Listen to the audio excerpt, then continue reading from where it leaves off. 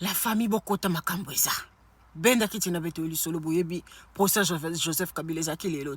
ezaki lelo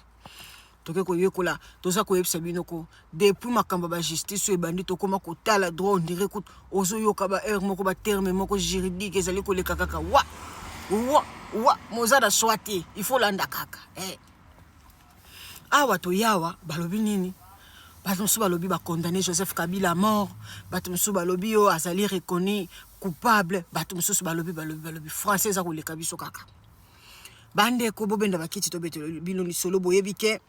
na parti ya république basengaki balobaki il faut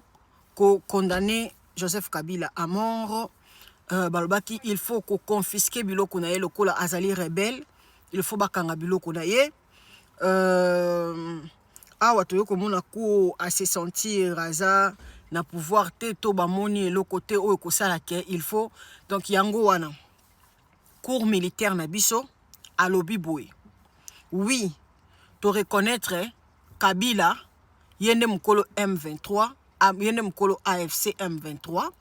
oui to reconnaître Joseph Kabila a trahir mboka mais makambo oye asali ezali kopesa bango te mokano cour militaire ezali kopesa bango mokano ya ko confisquer biloko ya Joseph Kabila te donc kokanga biloko na ye cour militaire elobi bango baza na droit wana te donc bamoni preuve moko te o ezali kolakisa bango ke bakoki kokanga biloko ya Joseph Kabila mutu nyonso obanga yaya surtout na armée yaya yo sa makambo Joseph Kabila yo nani président ye moko tu moko azaka moko négocier moko freiner moko négocier moko freiner bongo kanga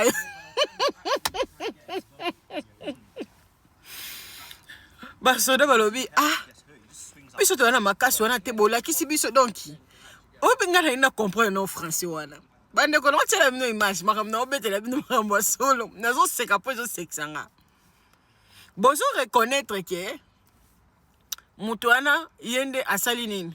asali groupe rebelle te tozwa sikoyo eloko wana neti na bamboka na biso oyo tozala yango to na États-Unis d'Amérique motu moko bareconnaître ye azali rebelle on dirait nga sikoyo nazomona on dirait basali makambo mibale na sens contraire nazala nga otangisa bango te po bo reconnaître ke moto wana aza rebelle ye muta créer mobulu na mboka bato bakufi mpo na ye mais bozoya koloba ke bino bokoki kobotola ye biloko te mutu nyonso opere Jacques yaya koplere Jacques batala mutu nyonso obanga da Joseph Kabila owana ata balobi okondana mo yaya nzambe kanda yebi obolala bolamuka boye ye wana na Félix Mesa moko yaya yango bato nyonso bazaka batie likolo bazongisi na nsima batie likolo bazongisi na nsima donc on ne sait jamais nakoomela te nazali kotikela bino na memi bino na procès botala makambo nini balobaki kuna bolanda. Cependant, dans le cas d'espèce, la juridiction de CEIAC constate qu'en dépit des allégations de la partie civile et de Congo et des autres parties civiles d'ailleurs, le prévenu est poursuivi pour des infractions qui ne prévoient pas la peine complémentaire de confiscation et ne prononcera donc pas la confiscation sollicitée faute de base légale. En ce qui concerne la confirmation de la mise sous séquestre de biens du prévenu Joseph Kabila Kabang, sollicité par l'organe poursuivant, la Haute Cour militaire note en effet que, se conformant à l'article 130 du Code pénal militaire, le magistrat instructeur, à l'occasion de l'instruction du dossier judiciaire RMP numéro 0952-LB-25, ouvert à charge de l'inculpé Joseph Kabila Kabang, a mis sous séquestre certains biens meubles supposés appartenir à ces derniers, dont la liste est versée au dossier de la cause. Il en est de même du certificat d'enregistrement numéro volume 539 folio 151 portant sur une parcelle de terre située au numéro 7557 du plan cadastral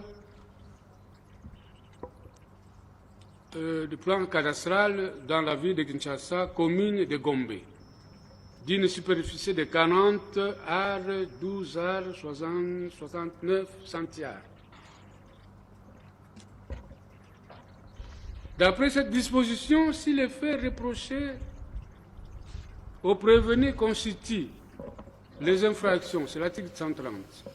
constituent les infractions de trahison, de désertion à l'étranger, de détournement des deniers publics ou des effets appartenant à l'État, ou s'il s'agit d'une insoumission ou d'une désertion pour lesquelles les inculpés ne comparaissent pas devant l'officier du ministère public, le magistrat chargé de l'instruction de l'affaire est tenu de mettre sur l'ensemble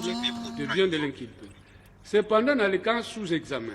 la Haute Cour militaire relève que l'organe de la loi poursuit les prévenus précités sur pied de l'article 182.1 du Code pénal ordinaire et non sur pied de l'article 128 du Code pénal militaire. Ce qui ne justifie donc pas l'application de l'article 130 du Code pénal militaire relative à la mesure de séquestre des biens du dit prévenu prise par les magistrats instructeurs dans les cas d'espèce.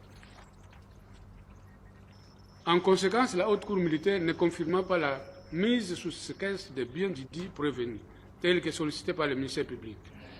En définitive, la Haute Cour militaire note que tous les éléments de preuve analysés ci-haut établissent la matérialité de tous les faits déférés.